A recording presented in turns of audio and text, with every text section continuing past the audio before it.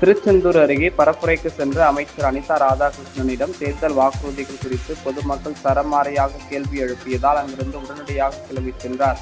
தமிழக சட்டமன்ற தேர்தல் நெருங்கி வரும் நிலையில் அனைத்து கட்சியினரும் தீவிர பரப்புரையில் ஈடுபட்டு வருகின்றனர்.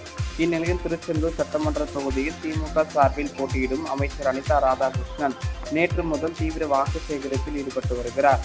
இந்நிலையில் அமைச்சர் அனிதா ராதாகிருஷ்ணன் மெஞ்ஞானபுரத்தை அடுத்த கல்விலை பகுதியில் தனது ஆதரவாளர்களுடன் சென்று வாக்கு சேகரித்தார்.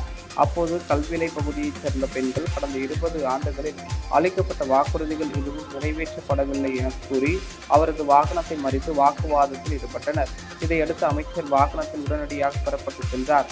விடாமல் விரட்டி சென்ற பெண்கள் திமுக ஆதரவாளர் ஒருவரின் சட்டையை பிடித்து கேள்விக்கு பதில் சொல்லுங்கள் என்று கேட்டபோது கிராம கோவிலை முழுமையாக கட்டித் தருவோம் என்று கூறினார்.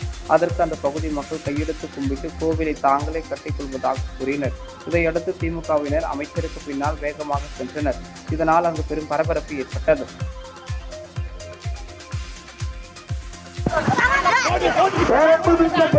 அருமை தாய்மார்களே,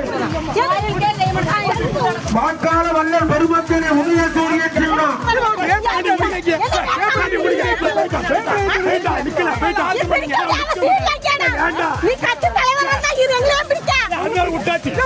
ஊர்ல இருந்து எல்லாரும்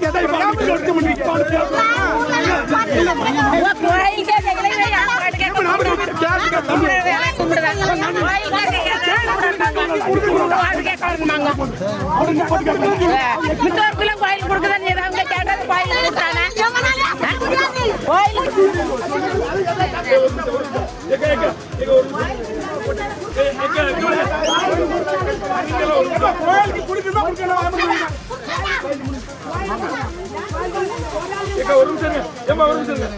கோயில் நல்லா கட்ட சொல்லிடுவோம்.